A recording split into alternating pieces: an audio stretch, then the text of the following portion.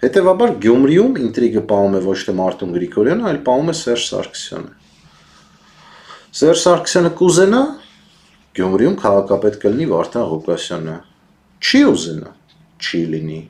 Կուզենա քաղաքապետ լինի Սարիգը, կլինի Սարիգը։